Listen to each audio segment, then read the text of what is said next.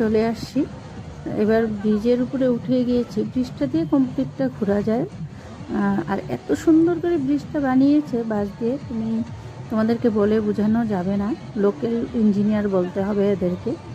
এই এত জলের স্রোত, তার মধ্যে ওনারা কি সুন্দরভাবে ব্রিজটা বানিয়েছে। এখানে শ লোক ব্রিজের উপরে আছে, কিন্তু কোনো রিস্ক নেই। খুব সুন্দর করে বানিয়ে দিয়েছে, জায়গা মতন এগুলো খোলা রেখেছে।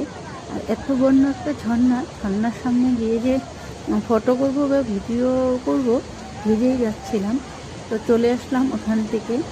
অনেক জায়গা মতন সেলফি পয়েন্ট সব কিছু বানিয়ে দিয়েছে। আর এত সুন্দর হাতের কাজ, তোমরা নিজে এসে না দেখলে বুঝতে পারবে না। ভাবতে পারো এত জলের স্রোত, এখানে কীভাবে বাঁশের ব্রিজটা তৈরি করেছে। তো এখানে যারা এরিয়ার লোকজন আছে তাদেরকে আমি অশেষ ধন্যবাদ দিলাম, কারণ খুব সুন্দর হয়েছে। খুব সুন্দর করে সাজিয়ে গুছিয়ে রেখেছে জায়গাটা, বলতে পারো ভালো মেনটেন করেছে।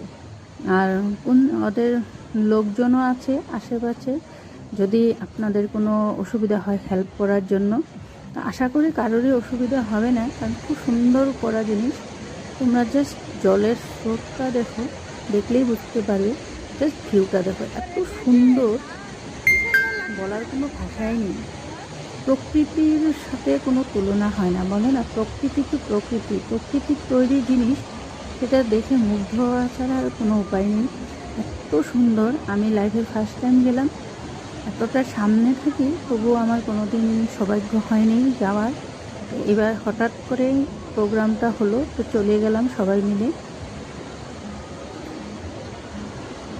তোমরা জাস্ট সিনারিগুলো দেখো, দেখলেই বুঝতে পারবে কি সুন্দর সিনারি।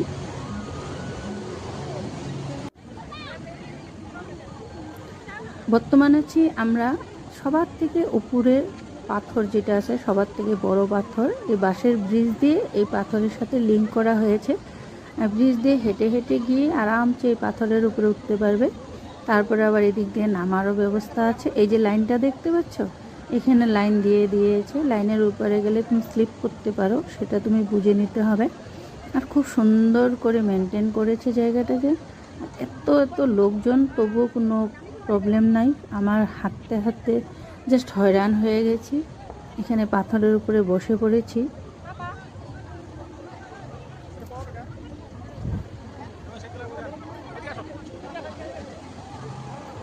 দেখো, উপর থেকে ভিডিওটা নেওয়া হলো, ভিউটা দেখো জাস্ট তোমরা। অনেকটা উঁচুতে আছি আমরা। আর এই ঝর্ণাটা দেখেছো, ঝর্ণা